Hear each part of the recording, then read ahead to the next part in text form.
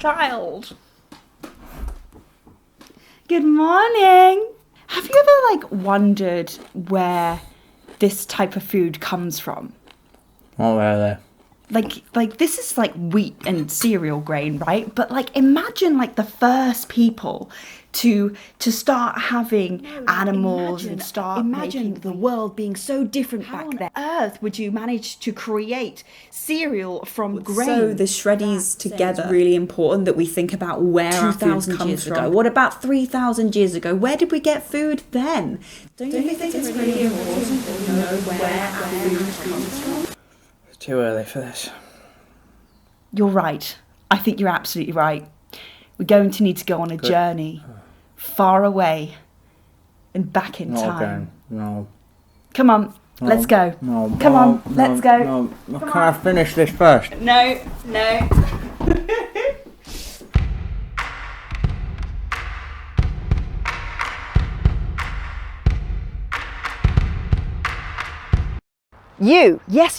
You might have seen one of these before, right?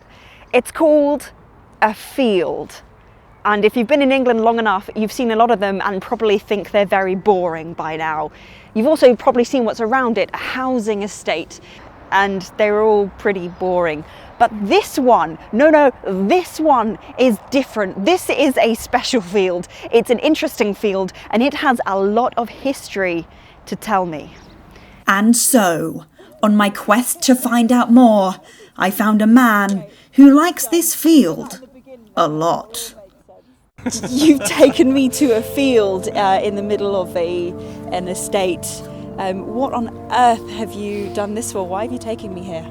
Well, that's a very good question, because it has to be said, actually, when you look around, why on earth would anyone have any interest in this? It looks derelict, overgrown, bit of a mess. Then I looked into it, and it turns out that, unbelievably, this is possibly the oldest community site in Britain.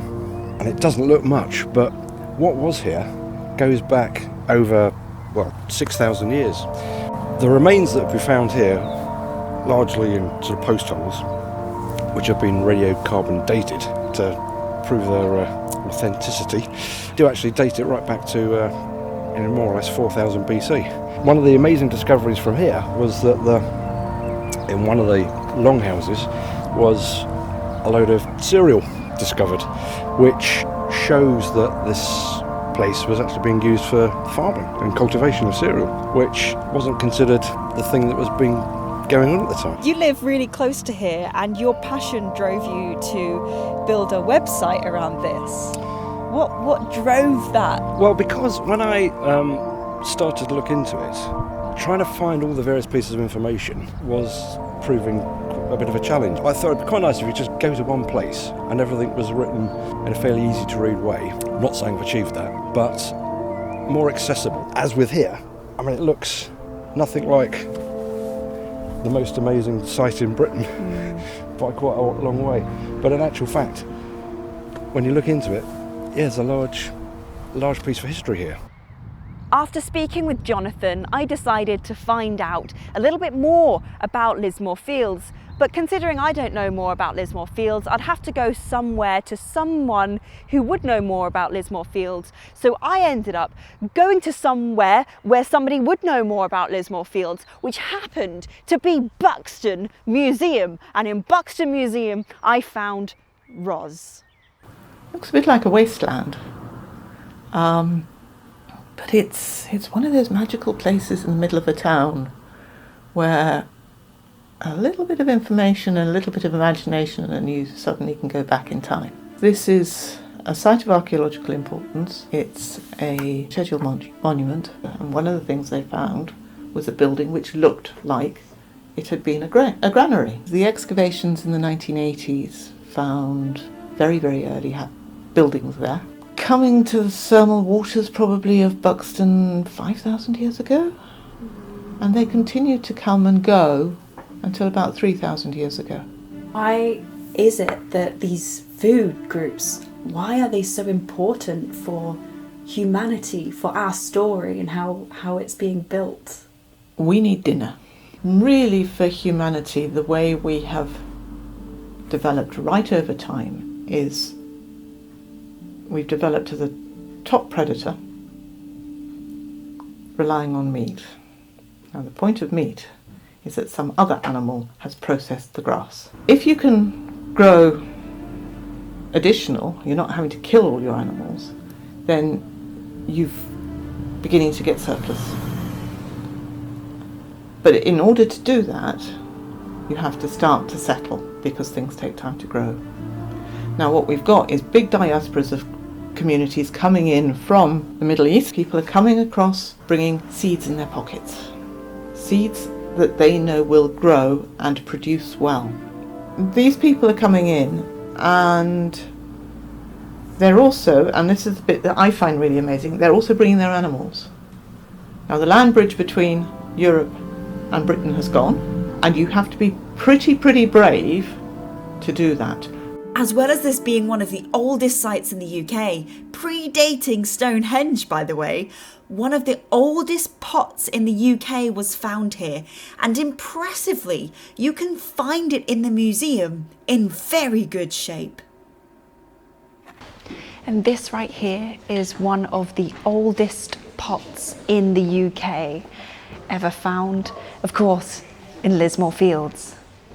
If you come follow me now, you'll see a reconstruction of this pot with what they would have thought would have had some dinner inside, which looks pretty appetizing for British food. This little field should be making a big impact, but it has no signs or information easily available to find out about it. People like John are keeping this secret part of Britain alive in the hope that its legacy lives on. But this is hard with no signs and few ways to find out about it. When I came here today, I felt something special, something secret and something forgotten. Let's hope this secret spot gets more recognition in the future. It was discovered in a serendipitous moment. It was discovered by putting houses here. So, and you know, this place that has been lived on for 6,000 years is continuing to be lived on. I'm amazed by it because it's right near me, but this is everywhere, and you know, all to be discovered. You wouldn't think that possibly this is the first community in Britain that's survived all this time through the Mesolithic period, the Neolithic period, through the Romans, through William the Conqueror, through 2 world wars, and it's still here now. People are still living here.